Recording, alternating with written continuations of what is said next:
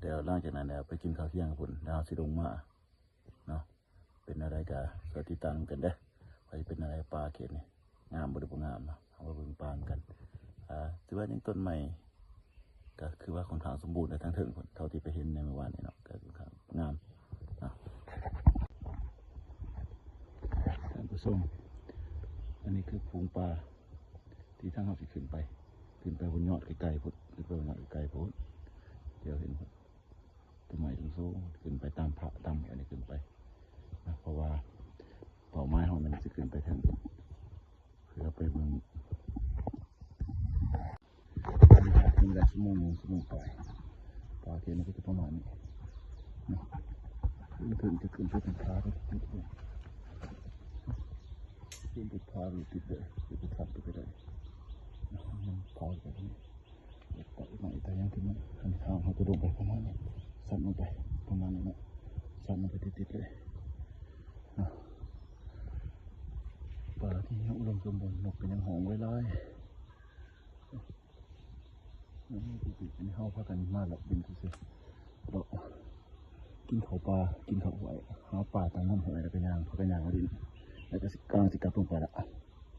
ฟังเสียงนกของเราเอาอยู่วิตามินเนาะปลาเก็ดนี่ก็น้ำซุ่มเย็นดียังเป็นปลาใหม่ที่สมบูรณ์น้ำซึมออกมาตามหอยนะแต่หอยตั้งดุมลงไปดุมลงไปเรื่องอันที่นี่หนาได้ตลอด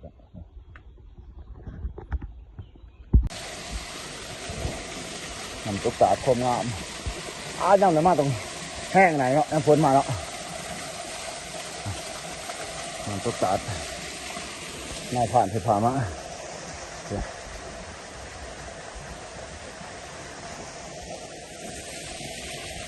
สร้างมาใส่ผีบอ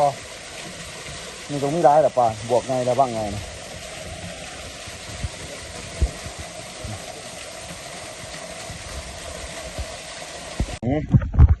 จะไปกินเอาจับมือดี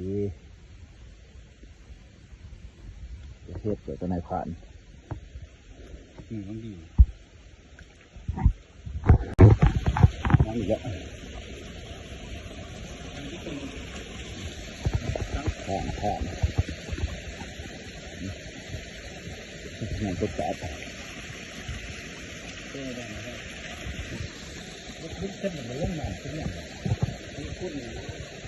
มันจะลงมาแหละแต่มันแข็งเลยไป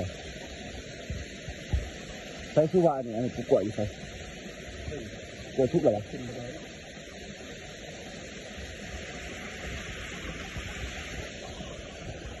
น้ำพ้นมาหนังไปเต็มแค่นี้เลยนะ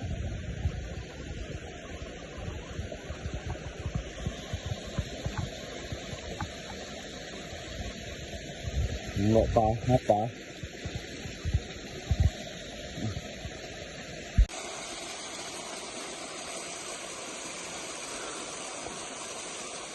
โอ้สวยงามหลอกปลาผ่านมาเนี่ยผ่าน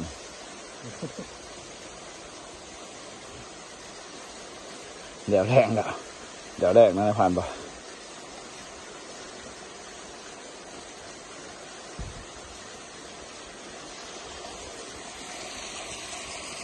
มืออื่นเนี่ยเอาอันนี้